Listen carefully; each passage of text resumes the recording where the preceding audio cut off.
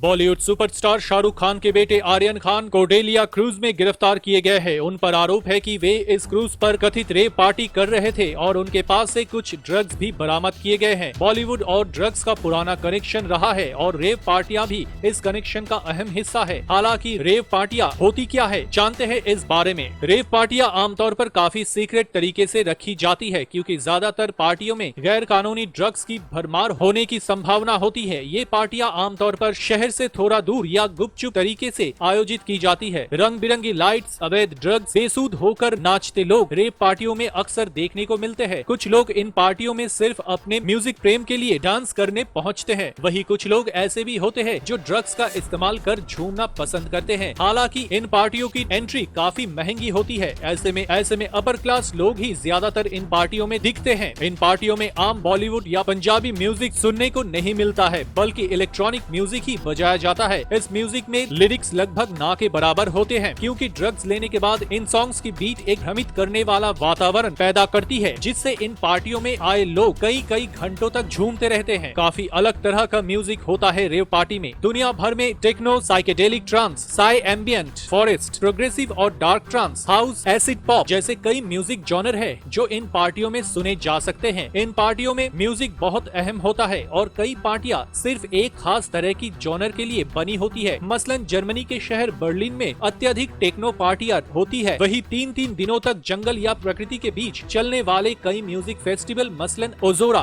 Boom और Shambhala festival में trans, down tempo, avian और साइकेडेलिक जॉनर ही सुनने को मिलते हैं। क्योंकि इनमें से ज्यादातर लोग ड्रग्स पर होते हैं, तो ये जॉनर ऐसे लोगों की ट्रिप को बेहतर करने में मदद करते हैं। रेव पार्टी जाने के होते हैं कई रिस्क। दुनिया के कुछ देश ऐसे हैं जो रेव पार्टियों को राजस्व का जरिया समझते हैं और इन देशों में ऐसी पार्टियों को लेकर सरकार का रवैया थोड़ा नरम होता है। लेकिन भारत की रेव पार्टियों में ऐसा नहीं है। ऐसी पार्टियों में लोग अक्सर भावनाओं में बहकर कई चीजें ट्राई कर सकते हैं, जिससे ड्रग ओवरडोज का खतरा बना रहता है और रेव पार्टियों में मौत की खबरें भी सामने आती रही है। इन पार्टियों में एनसीबी या पुलिस के छापा पड़ते रहते हैं। मुंबई में पिछले एक दशक में कई हाई प्रोफाइल जगहों पर छापा पड़ने की खबरें भी आ चुकी है। चूँकि ड्रग्स को लेकर भारत के कानून काफी सख्त हैं, इसलिए अगर किसी पार्टी पर छापा पड़ता है तो लोगों को लंबे समय तक सलाखों के पीछे रहना पड़ सकता है। इससे इन लोगों की करियर पर जबरदस्त नकारात्मक असर पड़ सकता है। हार्ड ड्रग्स करने से युवा इन ड्रग्स के आदी भी हो सकते हैं, जिनसे उनके पूरी जिंदगी के खराब होने के चांस भी बढ़ जाते हैं। ताज़ा तरीन खबरों के साथ अपडेट रहने के लिए हमारे इस चैनल को लाइक कीजिए, शेयर कीजिए और सब्सक्राइब कीजिए। सब्सक्राइब करने के बाद बेल बटन प्रेस करना मत भूलिए। तो मिलते हैं अगले न्यूज अपडेट के साथ, तब तक के लिए धन्यवाद।